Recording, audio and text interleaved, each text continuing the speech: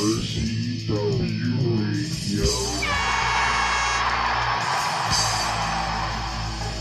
Oh yeah, that nose is broken, no doubt about it.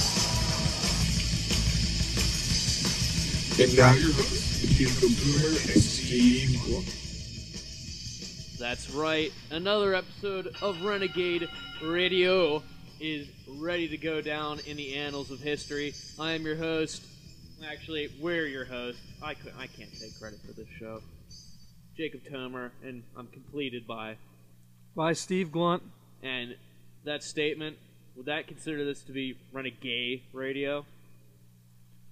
I don't know. It's I still think it's better than 40s Block. 40s Block?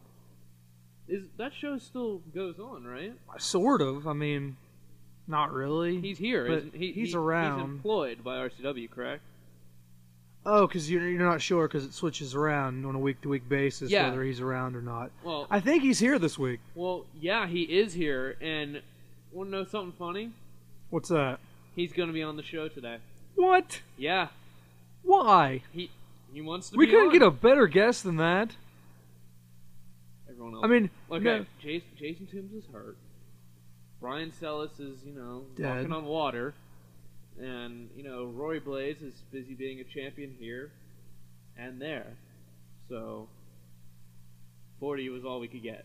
Now, I do want to clarify something. I'm by no means trying to disrespect 40 ounces in-ring ability. Oh, I would never. I think 40 ounce is a great wrestler, and I think he's being treated very unfairly by management. We'll get to that. We'll get to that later. Absolutely. But the top story, believe it or not, in Renegade Championship Wrestling, easily has to be the faction, the duo known as Triple Threat. Now, for those of you first-time listeners, if you're wondering how can you be a Triple Threat when there's only two of you, well, that's because they have power in their pocket with the co-general manager, Tommy Cardoza.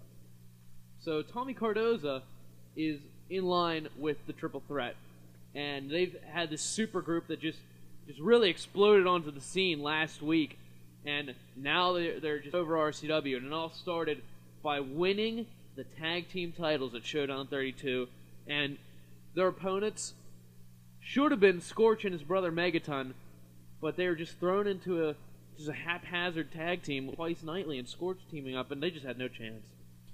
And what I want to know is, what is Bobby C thinking at the beginning of this? Well, as he introduces the team of Devil's Food Cake, he says they weigh how much? A combined weight of 365 pounds. And I'll have you know, Twice Nightly stands at a very, very tall and lean 5'9", 300 pounds. So that means that Scorch, being emaciated in the match, only weighed 65 of those pounds. Unbelievable. I just can't believe it. I mean, do your job. Let's fire this guy. He should be fired. I may get promoted to ring announcer. Really? And then you're going to have to do this show by yourself. What do you think about that? Well, we have something we could train to bring up. Is that so? Yeah. Yeah, that is so. Oh. You threatening me? No, I would never. Continue. All right, Continue. thank you. Thank you very much. So anyways, yeah, Twice Nightly, I don't think his head was in it. The commodity, Jake Slade, walks out to the arena. And we're going to see a lot between these two. This is a rivalry that's far beyond anything we can even fathom. Yes. Because this rivalry crosses W boundaries. Mm-hmm. This is something that is a long time in the making. This goes into real life and other federations going back to the old 2CW days, correct? Second City Wrestling. A lot of 2CW alumni are in RCW today. And we saw one of them return this week in Brian Sellis. I still can't believe he's alive. But I mean, let's try to focus on the Triple Threat match. Triple X and Triple J basically had control of this match the entire time. Cardoza was down at ringside, oversaw the whole process. Scorch, I mean, he weighed 65 pounds, so he just got destroyed. And Twice Nightly, when he finally gets in there, worried about commodity Jake Slade, and Slade makes him pay for it. Twice gets into the ring, and Slade gets up on the ring apron. Twice, clearly just paying attention to Slade, tried to roundhouse punch him twice, and he missed.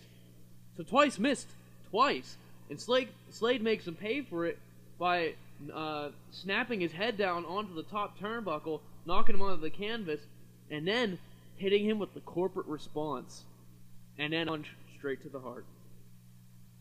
Ref didn't see anything, and why was that? That bitch Kelly Tomsini. What a whore. And what more is she going to do? Is there any way that she can stay out of her boyfriend's business for 1 week? I don't believe so. I don't think honestly, I don't think Triple X can win without her. You heard it here first. That's my own opinion. So I've never seen him win without her. To my knowledge, at least as of late, since he's been a main event competitor, he's always been a main event. Never accomplished anything by himself. I mean, he's always had someone to him there. First with the now Triple J's obviously carrying him.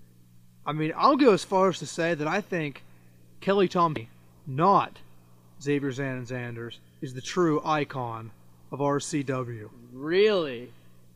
Bold statement, but in case you didn't gather it, new tag team champions, the Triple Threat.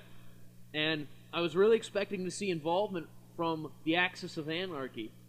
Now, the new Axis of Anarchy was formed again, as, they lose 2 members in Xavier Zanders and James the Fire Blaze, but they pick up a true anarchist. And who is that man? That is the loose cannon 40-ounce. Motherfucking 40-ounce. And just easily 3 weeks ago, he was talking about how he don't fuck with the Tomsinis. No. But now apparently he does. He even made a special edition of 40s Block for Biggs. And now all of a sudden, just because Roy Blaze turns on him, 40-ounce all of a sudden agrees with everything that the Tomsinis believe in? Are you kidding me? It seems to be that way. And so, new member of the Axis of Anarchy, they say, hey, we're going to start up some shit tonight. Empty threats, nothing happened. And I believe there was the arena was barricaded so that they could not get in. Correct. So it's not that they did the intentions of doing what they said they were going to, but someone was thinking, and I bet it was that Jake Adonis, wanting to see a fair match, bolts everything up, doesn't let him in. You think it was Adonis instead of Cardoza? I think it might have been Jake Adonis. Jake could see fair competition. I mean, it's not really that he sees eye to eye with Tommy Cardoza. They clash about everything. But Jake Adonis has had enough of all this interference and this backhanded bullshit that everyone's doing in RCW, running in, interfering. He's a real crowd pleaser, that body. He just wants the fans to see a competitive match. Interesting point of view.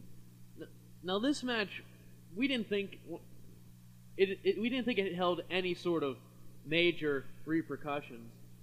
I'm talking about Psycho McCullough, the Prince of Darkness, versus the Pez Man, the Scorpion. Yeah, fuck that Psycho boy.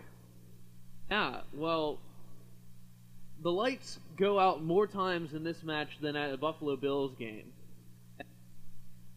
Genetic, that bastard, he's insane. Beats the living hell out of Psycho Boy, and then takes off his shirt to reveal a referee's shirt underneath it. No. Yes. What the hell is what Doc Winchester says. So Genetic, the new referee, drops the Golden Scorpion on top of Psycho and counts a 1, 2, 3. He screwed McCullough out of this. Why? For Elizabeth Van Short, girl's not that. She's not that attractive. I think he's a little bit pissed from last week whenever Psycho McCullough put his big ass in that casket. And we all didn't think it was possible, but Psycho McCullough making a believer out of me, and Genetic, talk about sour grapes, lights the man on fire. We just had Brian Sellis come back from the dead after an incident, at an RCW show, and now Genetic tries to kill Psycho McCullough. And well, where does the cycle end? I don't know. I do not know. But honestly, can we even blame Genetic? Because, okay, Genetic, he was atom bombing, I apologize, atom bombing the Golden Scorpion through the announcer's table, and Elizabeth Van Short was the one who lighted the lighter and dropped it on Psycho.